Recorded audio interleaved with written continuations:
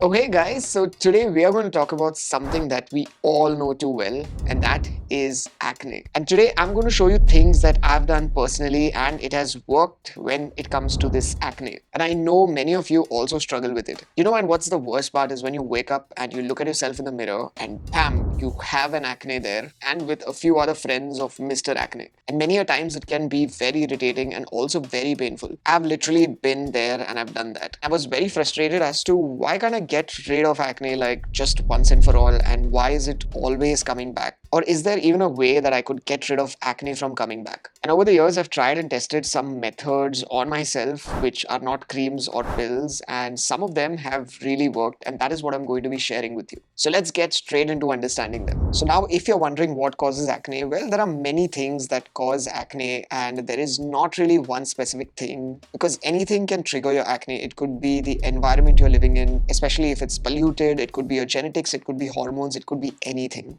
So, what's really triggering it? That is something that you might have to find out personally because it literally could be anything. And the very funny thing is that when I was a teenager, I first got my acne, I remember, on my right cheek. And then within a few weeks, it just multiplied into many more all over my face. So, I went through some meds and I applied a lot of creams, but then it eventually pretty much went away. But the moment I stopped that cycle of creams and medicines, it always kept coming back. And some of those creams can be really expensive. And what I'm going to do is I'm going to make it even more simpler and break it down into these circles. Now, the very first circle is what I call the three white devils. And the reason why I call them the three white devils is because they could be one of your major triggers for acne, and they're also known to trigger acne. And the very first one out of them is milk. Now, the moment I stopped milk, I know it took me around 7 days, but my acne almost reduced by 50%. And the funny thing is that most of us don't require a cow's or any other mammal's milk. Plus, cow's milk has a lot of hormones and antibiotics, so even if you go for organic cow milk, it will still have those hormones which you cannot really remove it because those hormones are meant for making a small baby cow into a big cow. Just like human breast milk, where the mother's hormones will go into the baby to make the baby into a bigger kid and to give it all the nutrients that it requires. And the fun fact is that humans, after 6 months of being breastfed, don't really require milk at all.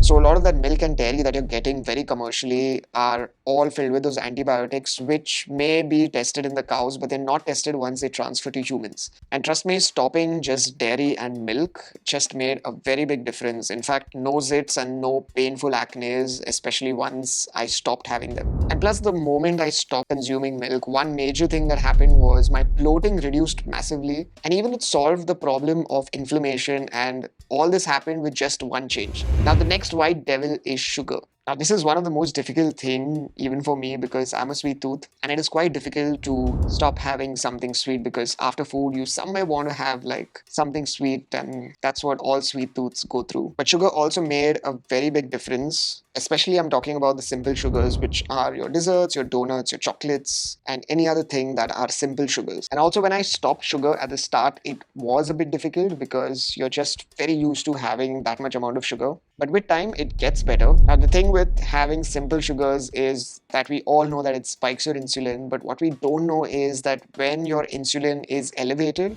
it may stimulate the production of skin oil, which is called sebum. And that basically contributes to this development of acne that you keep getting. And when these cells mix with that excess sebum, they start clogging your pores, and that's what creates or contributes to that acne. So even if you want to have that dessert, what I would do is just try and have a bite and not the entire dessert. So I would try and share it, but just take a bite just so that I don't get the craving. And the last one is your white flour or your white pasta. So basically, because of a lot of processing, they become almost like simple sugars, which is like sugar. So when you have something like a white pasta or a white bread or even those brown breads that are very commercial, what they will do is they will spike your sugar levels exactly how sugar does. And they will create the same old problems of creating acne on your face. But apart from that, they are also going to be very difficult to digest. They're going to keep you hungry quite often, and you will end up eating more of them. And this will continuously be like pretty much like a vicious cycle. So try to avoid all the white flour, the white pasta, even commercial breads, and try to go as much as you can for whole grains or any thing that is whole food.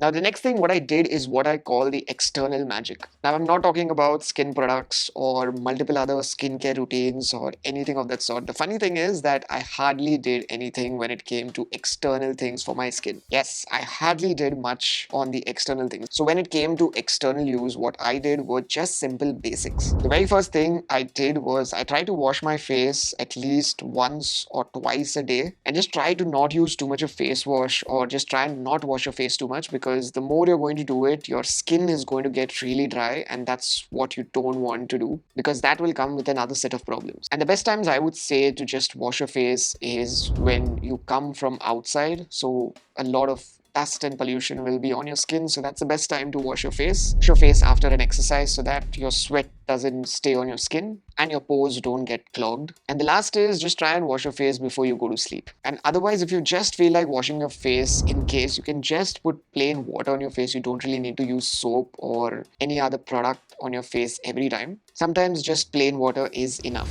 And the other thing, what I did was I took multani mitti, I took sandalwood and made it into a paste. And yeah, you just apply it on your face and keep it for around 15 to 20 minutes, or just wait until the entire thing dries up and you can just wash your face. And after that face pack, in case your face gets too dry after that, just try and apply some moisturizer or some oil that's non-sticky. And the last circle, what we are going to talk about is the danger zone. And these are the things that you should try and as much as you can avoid. And in this circle comes a lot of things. And most of them are everything that you like. These are all the things that could be your major triggers for your acne, and it's best that you try and avoid them as much as you can. And the very first thing from this zone that I really try to avoid the most was junk food. Now, I know junk food, as I always say, is very tasty because it's meant to be tasty, but it's not meant to be healthy. So it really has no nutrients at all present in it. It's just salt, sugar, and fat that makes it seem and makes it so tasty. So that's just pure taste, but all that pure taste triggers a lot of your acne. And if you already have existing ones, then it's going to make it worse. And many a times I was in situations where it was just fast food around me, so I would try to just eat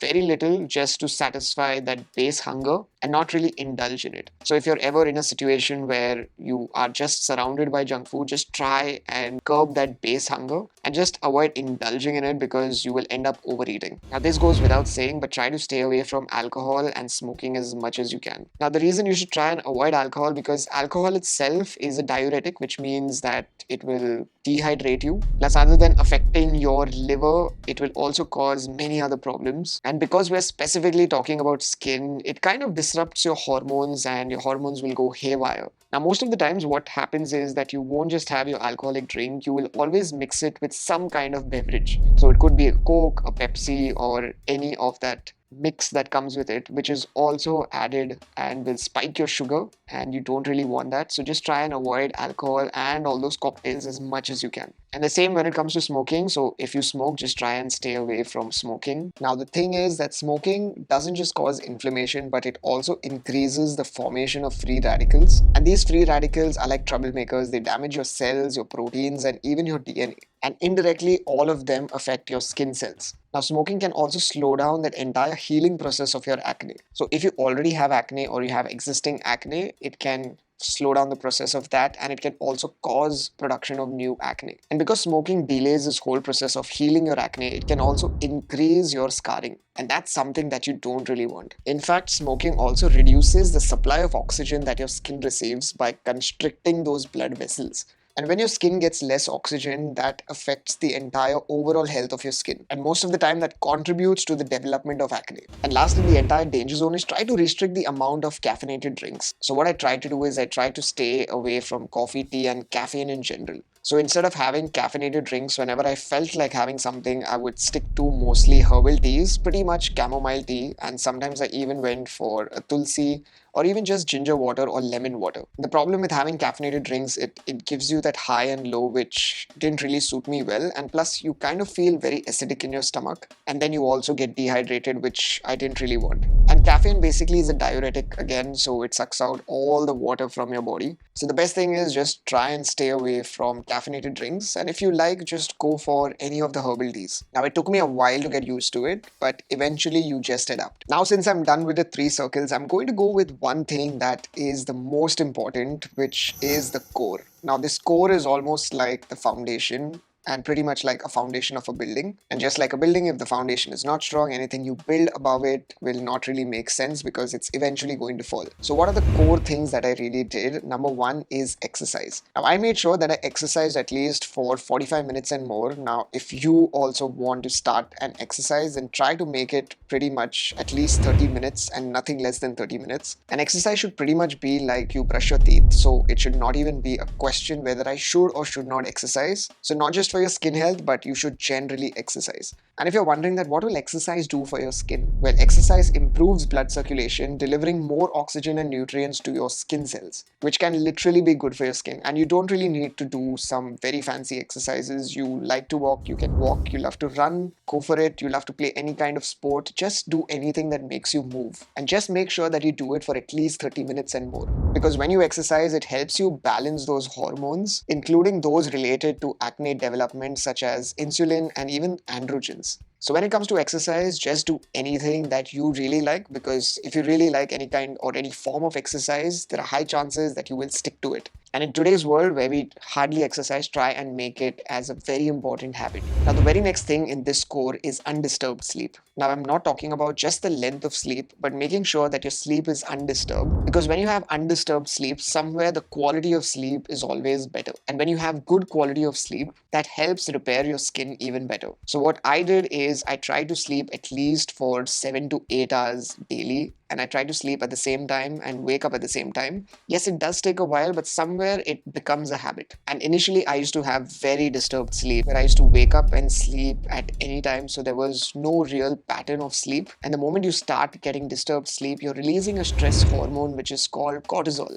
And that stress hormone causes an imbalance in your body, releasing and producing even more acne. So if you have really bad or poor quality sleep, that cortisol will get increased, which is your stress hormone, and that indirectly will cause acne. And when you're in the deep stage of sleep, your body heals, including your skin. And you will start suddenly seeing that acne start getting smaller and almost going away. In fact, this was one of the very first things that I tried out and made sure that I try to sleep and wake up at the same time. So just remember to try and get good quality sleep, because poor sleep will just cause poor recovery and increase your acne, and good quality sleep will just do the opposite. And if you have good sleep or good quality sleep, the best thing that will happen to your body is that your immune system will also get much stronger to fight those infections that are causing your acne. Because when you try and sleep at the same time every day, somehow you'll realize that your entire sleeping pattern and your sleep quality just gets better. Now, the next will sound a little surprising to some, but you have to start eating lesser. Now, when I say eating less, it doesn't mean that you end up starving and you don't eat at all. When I say eating less, means you eat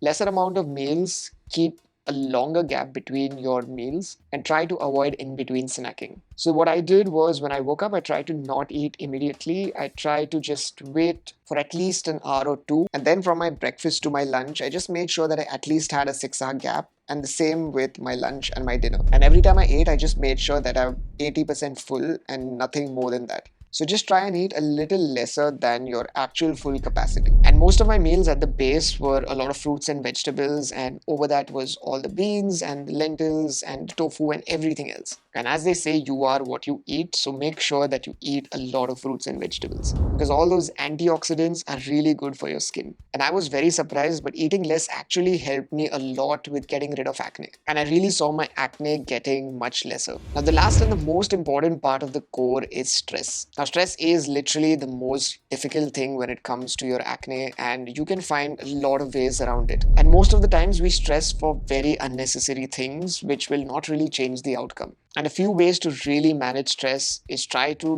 not scroll and use your phones a lot, because that is one kind of stress. Try to meditate, because meditation will really help. And try to do a little breathing exercises, because if you have existing stress, it will help you calm your mind down. Now, this is one more thing which is a part of the core, but it's also very important, and that is to just stick to water. So no beverages, no aerated drinks, no sodas, nothing. Because the problem is with all those aerated drinks and your sodas and even those very sugary drinks, all they do is they just keep spiking and crashing your insulin and your sugar. And the more sugar, the more your skin is going to react, and eventually you're going to get that acne. So just try and avoid every other sugary drink, soda, aerated drinks. Nothing is good except water.